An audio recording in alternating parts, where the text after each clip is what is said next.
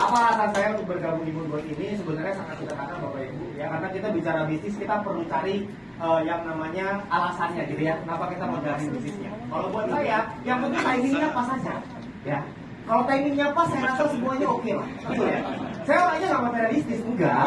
Ya uang bukan nomor satu lah, bukan. Ya, tapi yang penting timingnya pas, gitu ya. Ya. Jadi kalau saya ngelihat Bapak Ibu, industri kripto ini berkembang dengan sangat luar biasa, ya. Bukan yang main itu di kripto ini. Kalau tadi Pak Presiden bilang ada banyak latar belakang di peringkat gold tadi. Ada yang mantan direktur gitu ya. Kalau kita melihat industri kripto secara global, Bapak Ibu, yang kita lihat sekarang ini yang masuk ke industri kripto bukan cuma orang-orang biasa rakyat jelata seperti saya dan Anda. Ya, kita ini rakyat jelata gitu ya. Yang masuk ke industri kripto sekarang ini itu masuk ada perusahaan-perusahaan besar, ada perusahaan-perusahaan yang multinasional, perusahaan-perusahaan TBK, tapi TBK-nya punya Amerika ya. Jadi masuknya ke Nasdaq bukan ke BEJ ya. Bursa efek lah pokoknya ya. Dan bukan cuma itu, bahkan negara-negara pun mulai masuk ke dalam industri kripto. Ya, saya punya satu contoh yang paling konkret Bapak Ibu. Ya, Anda tahu yang namanya Nayib Bukele? Tahu? Ada yang tahu? Beberapa mungkin tahu ya. Ya, itu bukan artis bukan ya? Bukan. Itu bukan FTV bukan. Itu adalah presiden dari sebuah negara kecil di Amerika, namanya adalah El Salvador. Oke, ini presiden Bapak Ibu. El Salvador negara kecil, cuma 6 juta penduduk. Hanya 2 kali lipat lebih besar daripada kota Surabaya. Oke. 2 kali lipat dari kota Surabaya, penduduknya 6 juta. Surabaya kurang lebih 3 jutaan kan.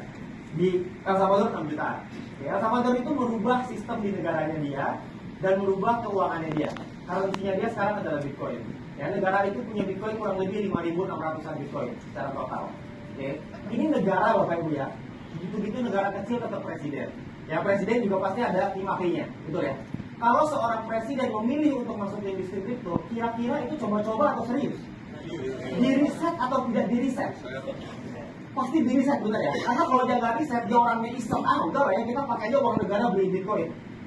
Bisa di demo Bapak Ibu, betul ya? Di demo 6 juta orang sih selesai juga. Ya, nggak mungkin selesai juga itu, gitu ya. Jadi kalau saya melihat negara itu mengadopsi Bitcoin, ya. Pertanyaannya sekarang, apa hasilnya? Oke, hasilnya negara itu sugih apa enggak, gitu ya pertanyaannya.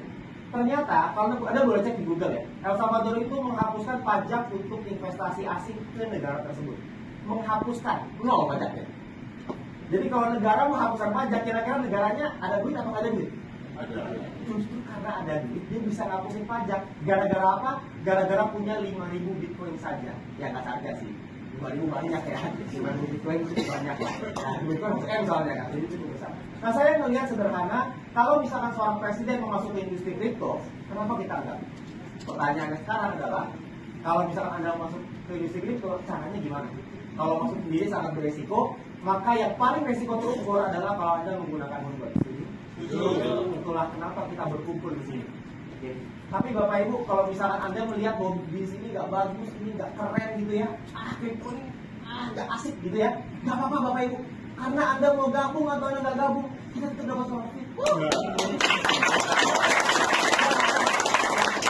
Karena nanti Anda lihat 1 tahun lagi dari sekarang, Anda lihat Pak Yosef beli Ferrari, ya, saya beli Lamborghini. Amin dong. Amin. Itu buat semuanya kita enak.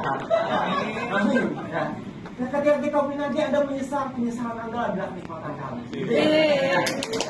Jadi Bapak Ibu jangan sampai Anda menyesal karena peluang itu mungkin cuma datang 1 kali. Ya, dan kalau Anda mau melihat bagaimana cara menjalani bisnisnya, memang anak FPO. Dan tetap lipat duduk Anda. Bahasanya Golden Eagle memang beda.